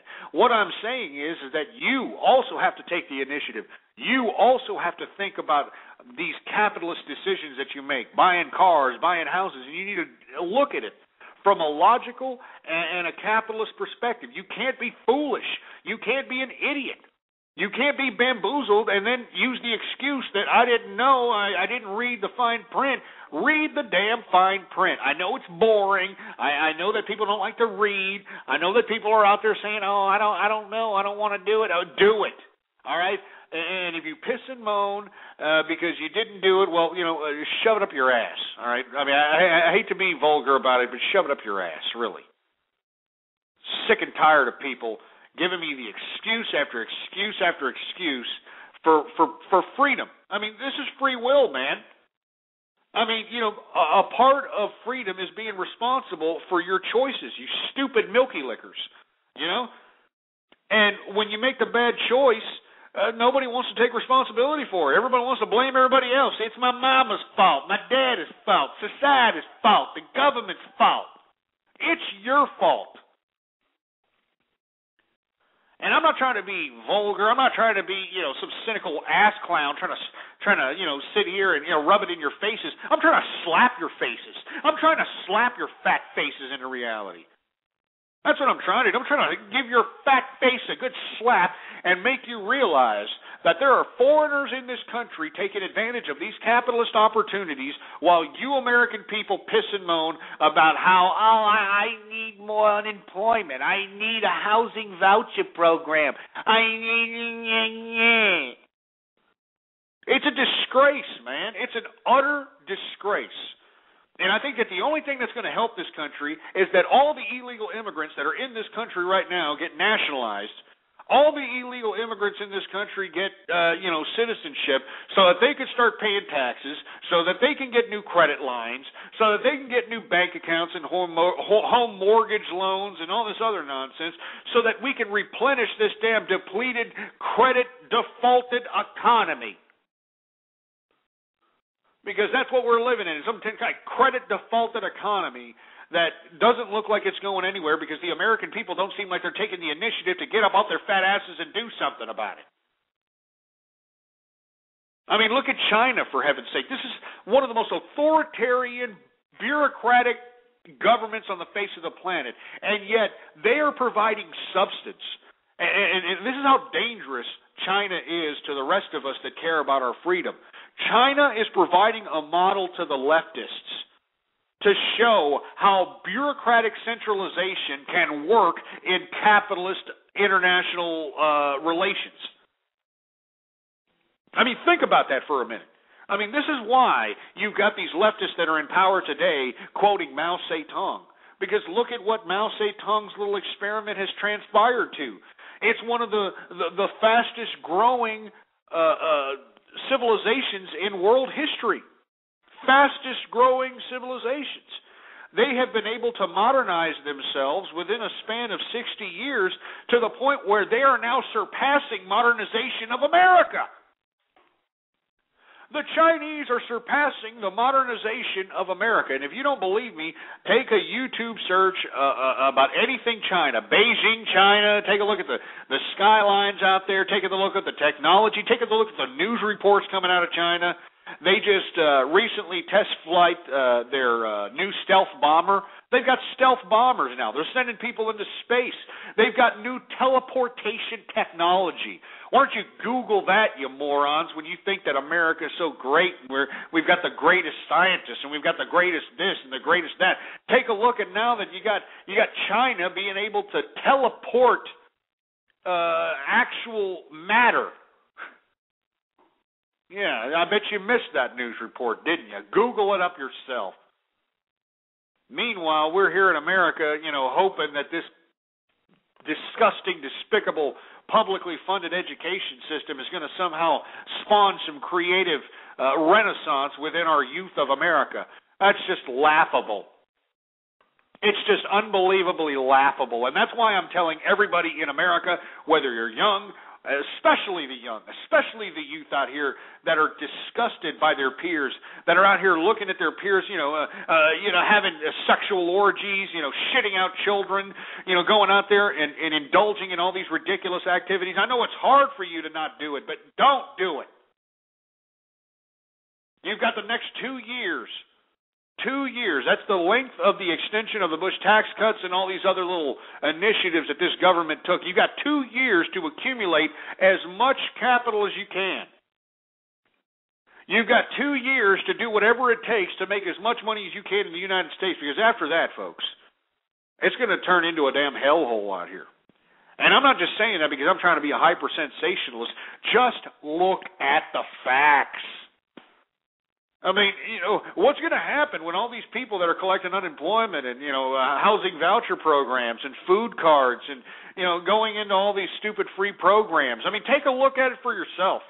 The websites are out there. Take a look at all the free programs people are qualifying for, and they're literally making more money than any middle-class person working their tails off in today's America. And then we wonder why the middle class is shrinking. You see a hard-working middle-class person busting their ass 40 hours a week looking at some loser who's done nothing more than fill out some bureaucratic paperwork so they can get all these damn entitlements, and yet they're making more getting entitlements tax-free than somebody busting their ass out there in the middle class. This is why we're losing, folks. This is why America is being flushed down the toilet. And when this all goes away, all right, when all the entitlements go away, because we're going to have to cut, folks. I mean, isn't that the focal point of the supposedly Republican takeover of the Congress, right? We're going to cut spending, even though, this extension of the Bush tax cuts, had a bunch of pork on it from people that said they're not going to put pork in bills anymore, but, politicians, they're scumbag liars. I mean, do you understand at some point they're going to have to cut because the deficit is too large? And we cannot default on our debt, folks. If we default on our debt, it's chaos. It's over. Government shutdown. I mean, even the government bureaucrats aren't going to get paid. So just imagine that type of scenario, and that scenario is coming. We've just put a Band-Aid on it for 2 years. We've put a damn Band-Aid on it for 2 years, and that's about it. So that's why I'm strongly advising everybody, especially the youth of America, go out there, bust your ass, save your cash, obtain as many assets as you possibly can, and get ready to get the hell out of here. And I'm not trying to say that, this country is... I mean, I love America. I just don't like American people anymore. They are the cause of all the disorder that's happening, economic, social, political. 2 years is all you have left, folks, to obtain as much revenue. And then what you need to do is take your revenue and invest it in an emerging market. And I guarantee you, you're going to, live a lot better in that emerging market, because just like that, young man who called earlier, who was from another country, who came here as a refugee trying to get away from a war, these people have been through strife. People in emerging markets have seen strife that Americans have never even imagined. They couldn't even imagine. And they don't want to go back to that. They don't want to go back to strife. They don't want to go back to murder and killing. They want to come into civility. They want opportunity. And that's why I'm saying, folks, 2 years in America is all any aspiring entrepreneur, anybody who wants to make money, 2 years is all you have left, because it's going to turn into a freaking madhouse in America. Because once they start cutting all these programs, where are these people that are dependent on the government for money, where are they going to get their money? Where are they going to get their food? Where are they going to get their goods and all the bling-bling that they like to claim that they're having? They're going to go to your house. They're going to go to your house, and they're going to pillage your belongings. I mean, I can't think of any other suggestion. This is why we're seeing, folks, an incrementalism into authoritarianism. Because unfortunately, the American public, the majority of them, they're just sitting around waiting as opposed to taking action. And I want everybody who's listening to me, anybody who's a listener of my program, I want you to take action. Don't sit around and wait for somebody to give you a damn handout. Go out there and make it. And I'm going to be giving out opportunity. I'm going to be making suggestions. I'm going to be giving out advice. If you need anything, ghostpolitics@yahoo.com is the email. And, of course, this is the show to listen to. Anyway, folks, we got about 4 minutes left in the broadcast. I want to thank everybody for tuning in with me. This is the first edition of True Capitalist Radio, and definitely not the last. I don't know if I'm going to broadcast tomorrow. I don't know if I'm going to broadcast Friday, but keep in mind that if you want to be the first one to know when I'm going to conduct these broadcasts, follow me on Twitter. The Twitter name to follow is Ghost Politics. All one word, no underscores. That's when I'll, send out the tweet on when I'm going to conduct these broadcasts, folks. And it's going to be pure capitalism from now on. All right? No BS. We're not going to sit here and embrace collectivism. We're going to embrace capitalist ideas. And there is enough capitalist endeavor to go around, folks. There's enough capitalist opportunities. We just have to stop this despicable government, and if this despicable government isn't going to stop, we need to get out of here. Us capitalists, we need to go to other emerging markets, more friendly markets, more investor-friendly. Because, let's be honest, folks, it's getting a little hard to do business in America. Like I said in the beginning of the program, all the regulations that have been enacted by this despicable liberal government as far as manufacturing toys, all right, if you want to become a toy manufacturer, you got to go through literally $1 million. That's what the tests cost. $1 million in tests so you can fulfill some bureaucratic paperwork that some imbecile wrote as safety measures for toys. You got to spend $1 million before you could put your manufactured toy on the market. And who has money to, spend $1 million on some tests to satisfy some bureaucrats? The multinationals. The people that manufacture the crap in China for pennies on the dollar and sell it to your children, you and your children, for like $50, $100 a pop.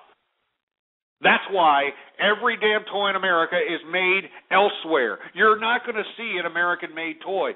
You're not going to see it. And if you do, you better make sure that it was made before, 2010 or whatever the hell it was. And even then, they're taking a risk, because this government is going to charge people that are selling toys that don't abide by the so-called bureaucratic test that has been enacted by these damn bureaucrats. I'm not joking, folks, and let me tell you something, this is just the beginning. We need to get government out of regulating business, and we need business to take forth and initiate investing and be able to bounce back this economy. But it's not going to happen, folks. That's why I'm saying 2 years is all you have left. Anyway, folks, I've got 1 minute left here in the program. I want to thank you very much for tuning in with me. Please spread the word about the True Capitalist Radio Show. Anybody that you know is having financial problems, anybody that you know is, has a business, dwindling on the point of bankruptcy, whatever the case might be, I want you to tell them about this show. I want you to tell them to give me an email, and I will give them advice that none of these assholes out here in real life is going to give them. It's realist advice, and that's what I want. I want capitalists everywhere. I want an army of capitalists listening in so that we can make something happen in this world, all right? Because it's economics, and it's only through economics is where change will actually happen. And as soon as there's a whole bunch of capitalists dominating the economic front, that's when we'll see true freedom. That's when we'll see true economic activity, and that's when we'll see a better society. Thank you very much for tuning in with me, folks. Long live capitalism, and death to anything that's going to try to contradict or try to represent or try to be an alternative to capitalism. I'm out of here, folks. See you next time.